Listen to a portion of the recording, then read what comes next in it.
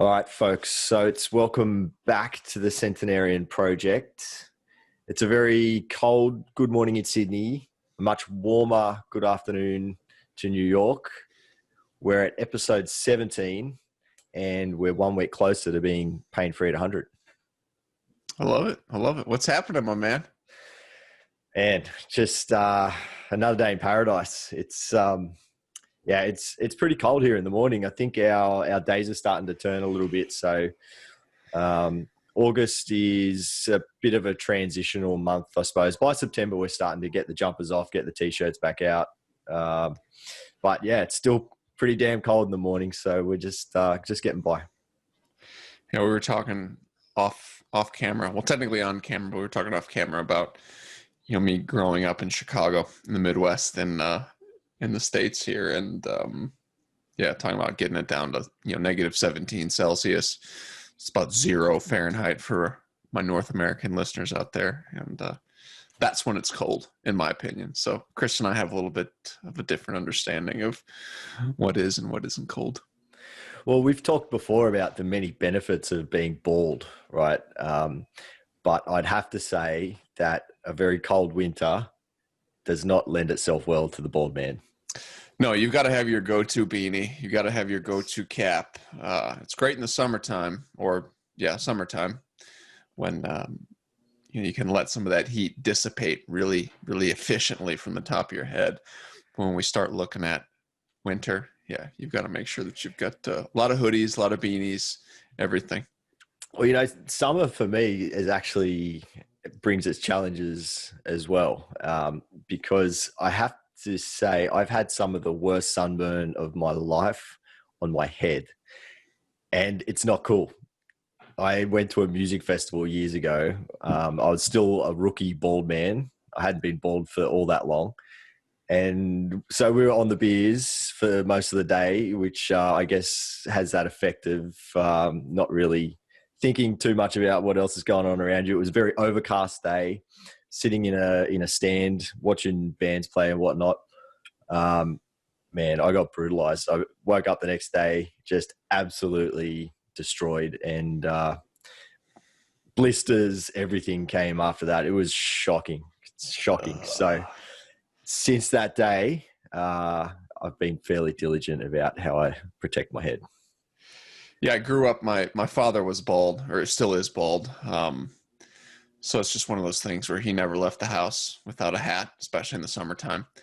So I'm usually pretty good about avoiding the sun or avoiding any long-time exposures to UV radiation in the summertime. Plus, I don't drink a lot, so I don't have that mental pain reliever, right? That beer that will kind of get in the way and cloud things. I don't know. Plus, I'm always working, so it's like I'm always indoors anyways. I can't remember the last time I was outside long enough to really be exposed to I guess a big burn. I've got decent skin. I'm not like the swarthy olive Sicilians of the rest of my family, but I've got a little bit of a buffer in there, so it's nice. Nice. Yeah, I'm on the other end of the spectrum. I'm what they probably call pasty, so I have to be very careful. Yeah. You reflect the sun pretty well. Yeah, 100%. So apart from the many advantages of being bald, what do we got today, Mike?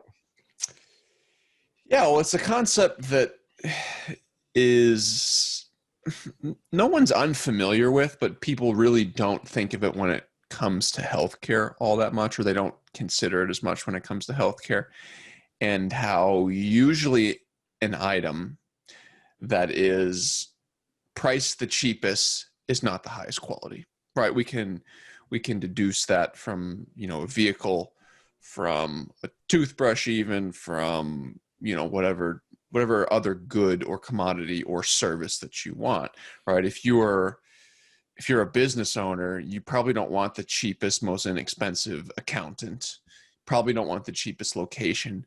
So why do we hold that standard to our healthcare, right? Why do we try and go to the lowest bidder when it comes to our healthcare? And what you'll find is that in many cases, in most cases, the cheapest option when it comes to healthcare is absolute dog shit.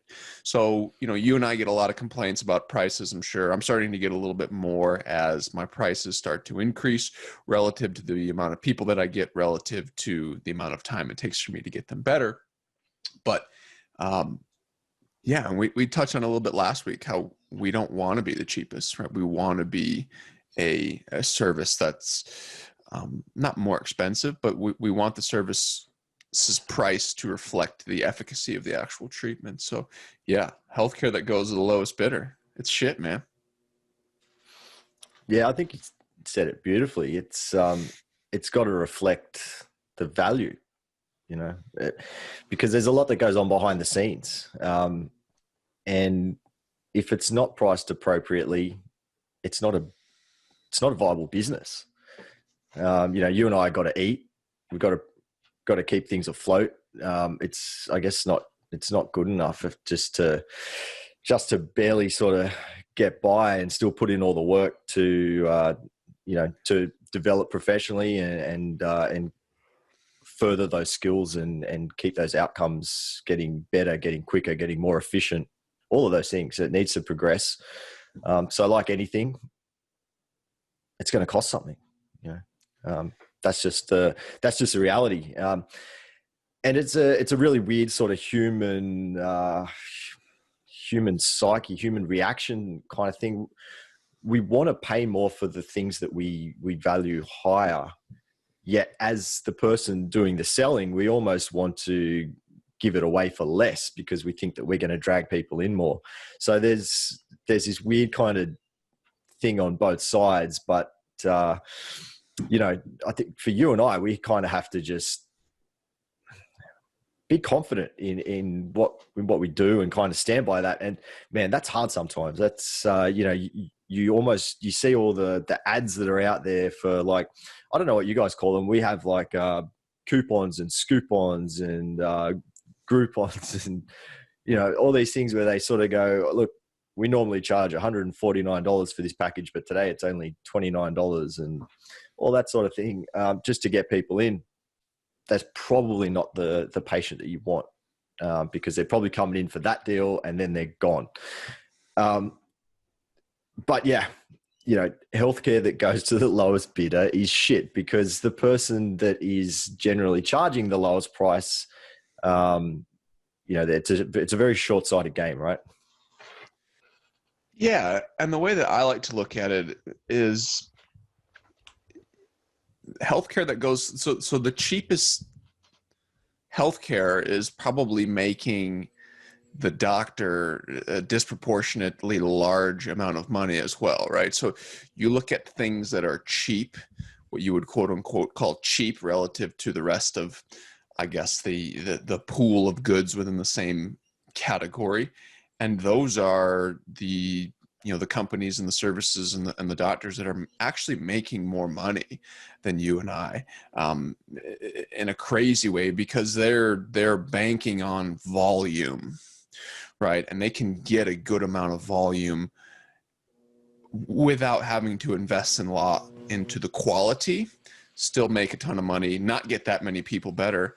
And, that's where you get kind of the traditional view of a chiropractor being a skis ball, is because they are getting you in and adjusting you for $20, but they're seeing 400 people a week, and they're seeing 400 people a week, for 3 months at a time. And yeah, you can make an absolute killing that way. I think of it as, the difference between a Rolls Royce or a Lamborghini or a Ferrari and say a Toyota. You know what I mean? Toyota makes more money than Rolls Royce. You can look at the figures up right now and see that the Toyota Automobile Corporation brings in more money than Rolls Royce. I'm not even sure if you can find I don't even know if Rolls Royce is a publicly traded company to where you could find that information out online. But the simple fact that it's not a publicly traded company gives you all the information that you need, right? Toyota makes more money than Rolls Royce, but Rolls Royce is objectively a higher quality product than a Toyota. An automobile enthusiast is going to appreciate and want to drive a Rolls Royce more than a Toyota. And that doesn't mean a Toyota is a bad product. It doesn't mean that some of these people charging really cheap prices are bad doctors, but relative to what we provide as physicians and diagnosticians and clinicians, it is objectively a lower quality product. So I would rather be on the high quality spectrum, charging more, seeing less volume, and actually making less money when you think about it, than and affecting people's lives, right? If you're driving a Rolls Royce, every time you get into that Rolls Royce, you're going to be like, I love this. Got the leather seats. It's completely silent. There's acoustic canceling, and the ride is smooth as a, I don't know, somebody's smooth bottom. I don't want to get all pedophilia on here because the fucking lizards that control this country and this world are going to start to recruit me. But do you understand? It's like, I want to be that person where every time somebody comes in, they're so appreciative of the service. They love it. It gets them better. And I don't care about seeing 1,000 people a month.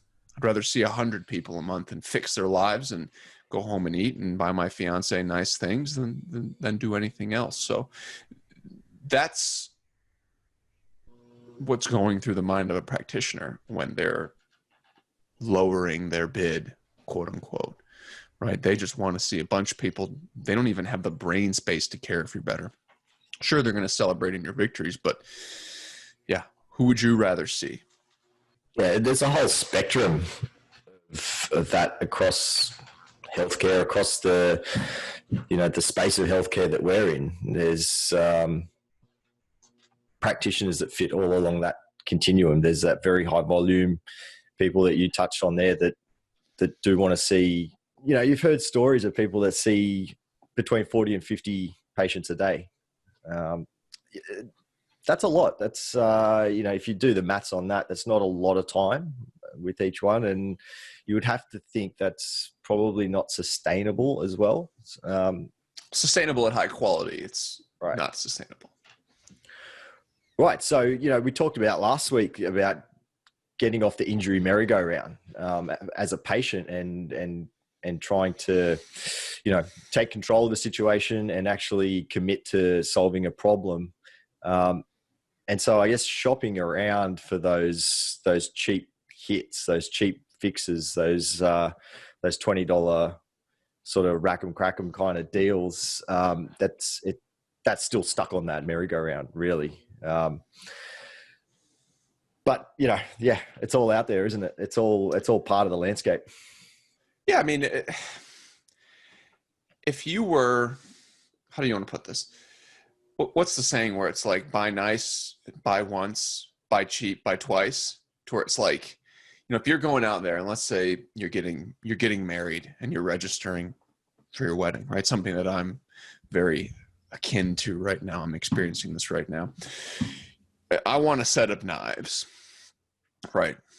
Now, set A costs $50. Set B costs $150.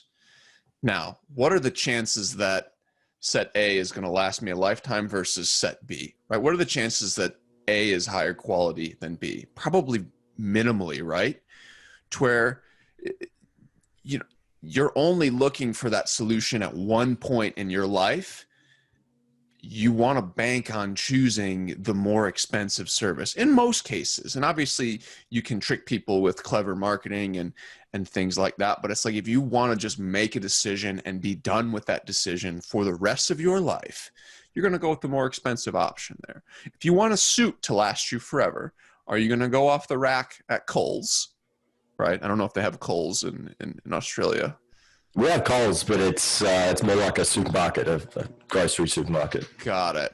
So like a JCPenney's or a Marshall or some sort of like chain store, right? Or are you going to go to Giorgio Armani and spend $1,000 once and never have to buy a suit again for the rest of your life because it's fucking Italian silk and it's beautiful and the stitching is done by a handcrafted artist that sits there forever? And you know what I mean? Like, which one do you want? And I understand that there's an objective price difference and it's going to price people out, Armani versus an H&M suit.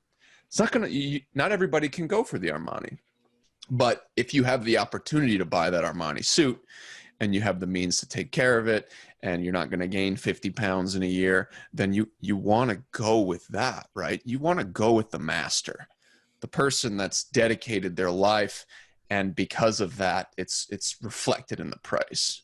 Yeah, I mean, here's a question for you, because we were talking not long ago, and I think you're headed out to get some extra hands-on training again soon, right? That comes with a price tag that is an investment by you, because you're investing your time. So you're taking some time away to step away from clinic for a few days. There's the cost that you invest in the actual training itself. There's all the travel, there's the accommodation, there's all that stuff. So that 3 days or 4 days or whatever it is, that has a price tag associated with it. And then you've done that several times already, right? So do you have like an estimate of how much that, you know, you've sort of spent on that, just to give an idea? Because I think a lot of people may not realize that goes on in the background so much, right? Yeah. I mean, I'm calculated and conniving enough to, I have like the exact number if you really, really. Of course you do. So in the past, we'll say in the past 15 months, I have spent over $20,000 on just continuing education. With that comes another $1,500 on travel and lodging associated with that, probably closer to 2,000. And then with the opportunity cost, so losing patient treatment hours in the actual clinic, you're looking at another $3,000. So in the past year, I've basically spent, you know, a modest salary on continuing education, and my skill set has reflected that. So it's like, it's worth every penny. Every time I get an opportunity to go to one of those seminars, it's like, you have that little moment of panic where you're like, am I about to just like enter my credit card details in for another $1,200 or $1,300 or you know, sometimes it's even $4,000 to go to one of these things. And there's obviously that momentary monetary panic in there. But at the end of the day, it levels you up so much that it's worth it. You don't even think about it for more than a couple minutes. So close to $25,000 in the past 15 months of, you know, my own personal money, right? This is not like nobody's paying me to do this. You know, some people are getting continuing education, you know, stipends. No, this is like, I started a business and I basically spent so much on continuing education. So I started my business in September and I didn't pay myself until March. So I basically worked 2 jobs so that I could not pay myself, so I could continue to reinvest in myself and in my business for close to 6 months. I paid myself, I think, $1,000 in March, and then COVID hit. And everybody knows what happens there. So, I mean, you're looking at, I've paid myself $5,000 since the business started, and I'm okay with, I guess, disclosing this information as long as you don't work for the IRS and you're going to like rat on me, but I've paid so much in fucking taxes, your head would spin.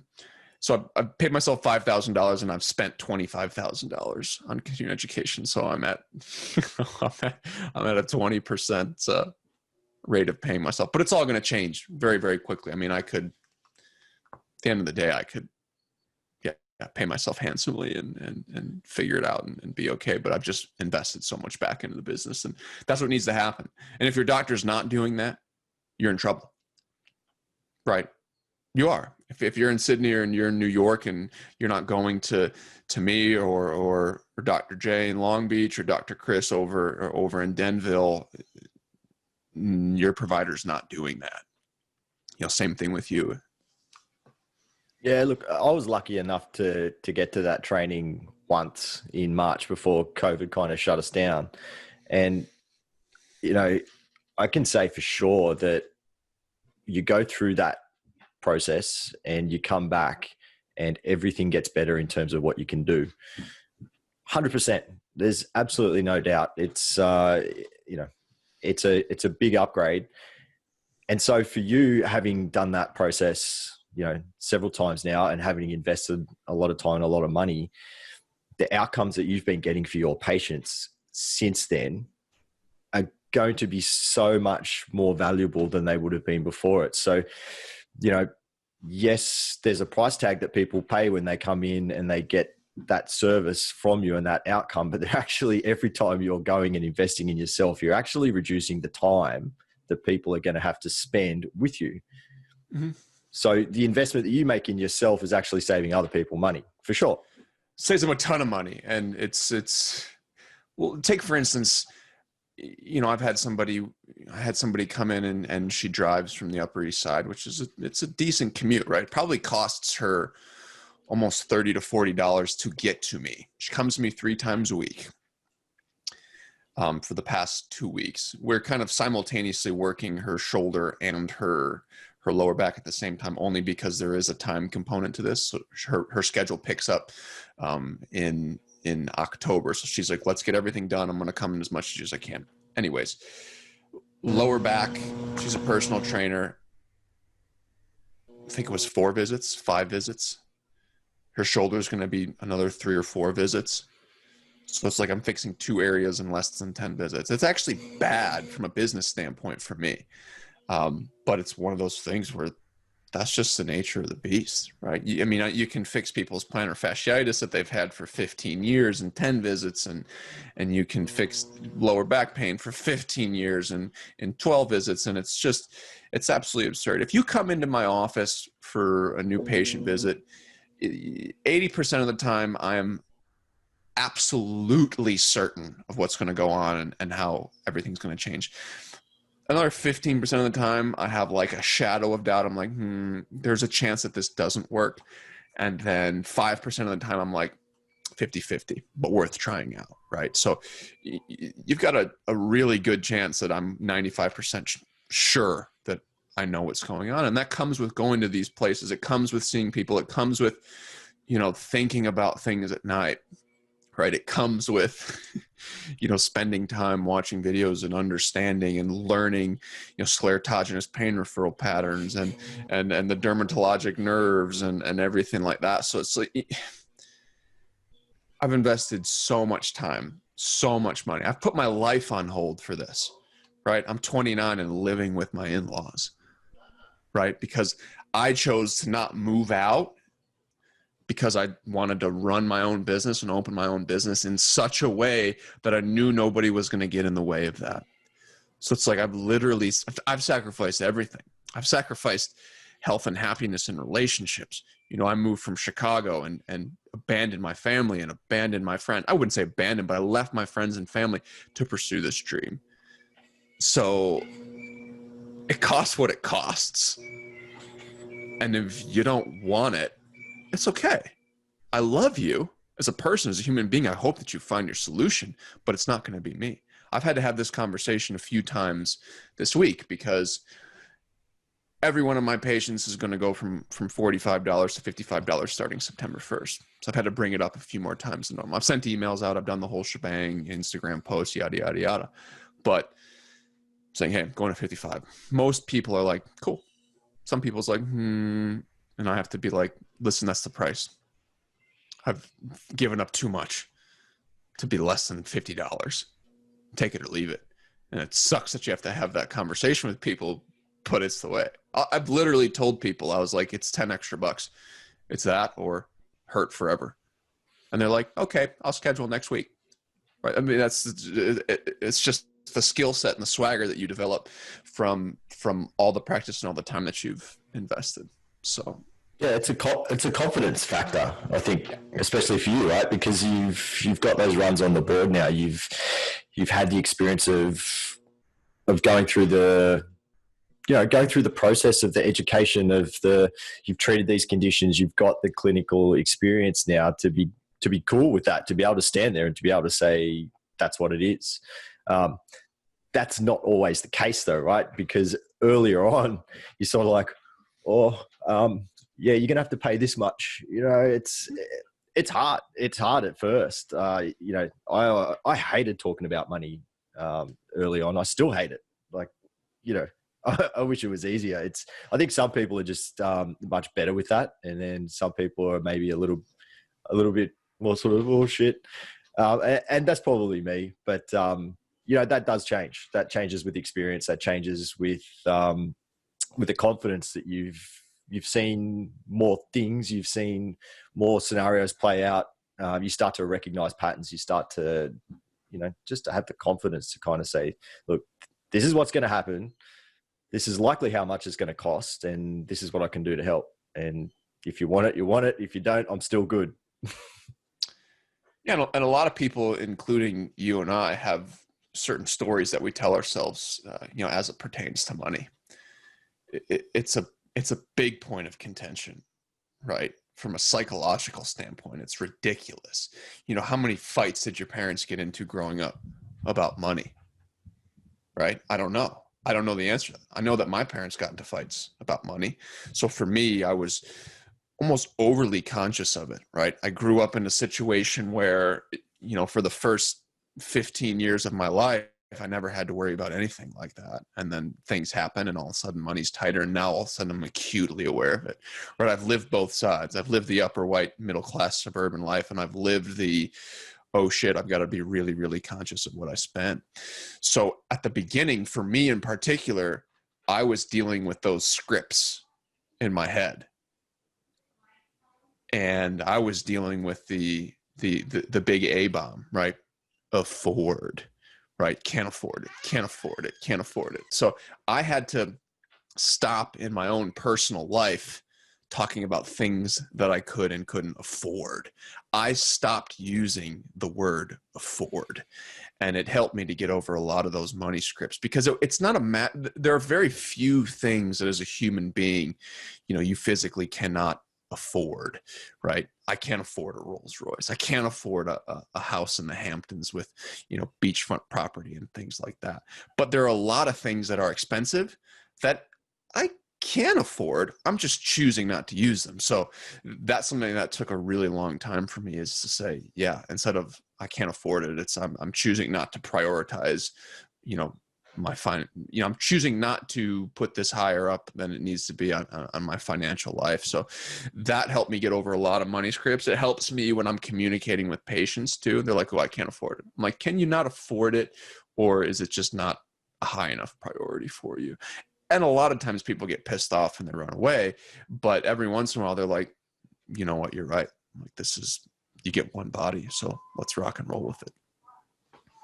Yeah, you know, a lot of this for me is stuff that I've experienced and stuff that I've touched on, but I'm also in the position where, you know, my business is, it's not a hobby business. So I don't really like using that word, but my focus is still on finishing uni, which I've got a few months left to do. And so that kind of takes the cake in terms of my time. And then what's left over is the business operation. So it's going to be interesting next year where I get to just go balls to the wall and really focus on that and get that done. And, you know, thanks COVID for throwing a massive spanner in the works, because that just makes it an even bigger challenge. But I'm looking forward to getting to that point and being able to do that. But these are the things that I'm going to have to deal with as well. So it adds a lot of complexity to it. You know, have to get the prices right, have to do all that stuff. And, you know, I can't wait to level up the skills more as well. That's, which is going to be a challenge, because Qantas, our major airline, came out last week and said that they're not going to fly to the States until the end of 2021. So thank you, Qantas CEO. We'll see how that goes. But, you know, that definitely makes it hard. So it just gets harder. But I'm looking forward to it. I'm looking forward to, you know, having those conversations about money and figuring all that out. But man, these are the challenges of running a business, right? You have to be okay with it, because it's not easy. Yeah, when your nuts are on the chopping block, or ovaries for our female listeners out, I guess the ovary visual it's not quite as tangible because, you know, inside. But when your nuts are on the chopping block, it's a different ball game, right? When it's your livelihood, it's a different ball game. When it's not a hobby, it's a different ball game. And it's an issue that like a lot of CrossFit gyms I feel like struggle with, because, you know, a lot of those gyms were run on kind of like a financial, professional hobby basis, right? And they failed because they were run like hobby gyms. They failed because they were places that, well, I want to work out, I might as well charge other people to work out, right? When it's a business and it's something that you think about 24 hours a day, 7 days a week, you dream about it, it's a big deal. And I'm pumped for you to experience it, because it changes you in such a, I don't know. We've talked about this before, but like I was lost until I started a business, and I was like, oh, this is what I'm supposed to do in my life. Oh yeah, got it. Now I'm here. Now I'm ready to go. Now my confidence is through the roof. Now I love beating people. Right. I want to be more successful than you. And it's given my life a little bit of purpose. And again, I'm giving you a glimpse into my thought process, and I'm being more honest than most people will ever be. But it's like, yeah, I want my practice to be more successful than yours. And I think about it. I think about self-improvement and all this other fun stuff that people tell you to think about. Like, let's make the business better so you can help more people. But a lot of times when I'm feeling like shit and I don't want to do it, and I don't want to work out, and I don't want to go over videos, and I don't want to spend $4,000 for a weekend in Newburyport, I think of all the other places that are doing that shit. And again, there's only 50 of them on the planet, right? At this point, I think that, you know, I genuinely think that there are only 50 clinics in the world that are even within a stone's throw of your clinic and my clinic. And I think, yeah, they're doing it. So I better get my ass out of bed. Yeah, and look, shout out to Dr. William Brady. He's not listening to this, I'm sure, but you know, it was his nugget that dropped when he was giving a lecture, and he said that healthcare that goes to the lowest bidder is shit, and that was what resonated to me, and I noted that down and had that rolling around in my head. And I just remember back to I think it was one of the old videos, and he was talking about how, you know, the ability to resolve someone's complaint, their presenting problem, and to resolve that very, very quickly. You know, a lot of people see that as a bad business thing, because you're not getting that person coming in several times, and you're not able to charge them several times. And I'm paraphrasing, and I'll probably get it wrong, but you know, his response to that was like, if I can fix everyone in one visit, they're going to be so happy that I'll have a line that goes all the way down the street. He's right. You know, I mean, yeah. That's why we invest in these skills. That's why that's why we do this. That's why we, you know, talk to each other every week to improve these things, to improve the business, to improve our thinking, because it all helps. It all makes it better. You know, it's all valuable.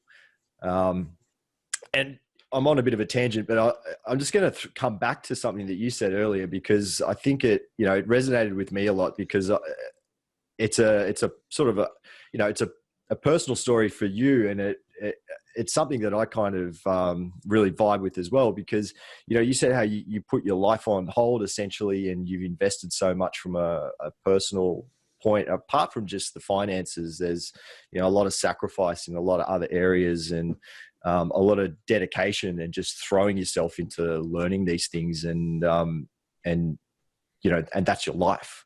And that's exactly what I've done as well. You know, I'm a little bit further down the track just in terms of life, because I'm an old prick, but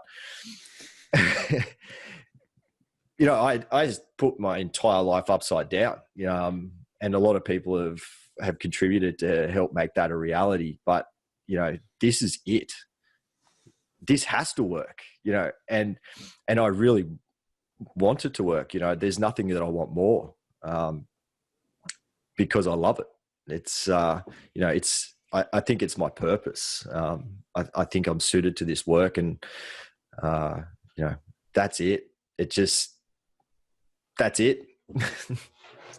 Yeah, someone's gonna have to fucking kill you in order for you to not be successful. Like at the end of the day, that's what being successful is. It's like there are two options. Let's be really black and white, because you and I are both in phases of our life where things need to be black and white to a certain degree. At one point in our lives, we'll, deal with fucking non-dualities and the power of death and all that other stuff. But right now it's black and white. For me, it's not even success versus a lack of success. It's success or not fucking existing anymore. Right. And you won't be successful until you frame it like that. So you talk to any elite athlete, it's I either fucking score goals or I die. Not in a literal sense. You're not going to go home and freaking smoke yourself. But you have to have that kind of fucked up mindset that, your guidance counselor or your social worker will try to talk you out of, in a sense where it's like, oh, that's very unhealthy. Things don't exist in black and white. It's not all or nothing. And it's like, yeah, it's not all or nothing, but success is very black and white, depending on your definition of success. And you've got to be willing to give everything up for it, to sacrifice everything for it, because there's no other option. The option is ceasing to live. And it's something that people don't understand. It's something that I have to explain to my fiance at times too. I'm like, this isn't casual. Nobody's paying me a fucking 401k. I'm not getting a paycheck every 2 weeks. If I get bad sleep, I'm fucked for the day. This is not a hobby. This is not a job. This is my life. And everything banks on this. Right? If you cut my arms off, I'd probably have to figure out another thing to do that I would put the same level of energy in. But right now, this is it. Like, I don't want a safety net. I don't want a plan B. Plan B is death. And that's how I approach my practice. And that's why it's not fucking $28 and your insurance covers 75% of it. How the fuck about that? Yeah, so healthcare that goes to the lowest bidder is shit, folks. And we're not going to be shit. We're out there to pursue excellence. We're out there to be the best. And that sounds arrogant, but I don't care, because, who knows if we'll ever be the best, but we'll be striving for it. We'll be the best version of whatever we can produce. And it's going to be pretty fucking good. Yeah, we want to be the Rolls Royce of healthcare. We want to be the Armani suit of healthcare. We want to be the house in the East Egg of healthcare. We want to be the Gold Coast fucking beach of healthcare, right? All right. Well, let's call it. That's episode 17 in the books. We'll be back. We'll be back next week. We'll have another exciting topic.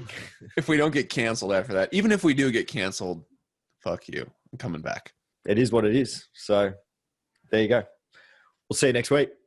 Have a good week, guys.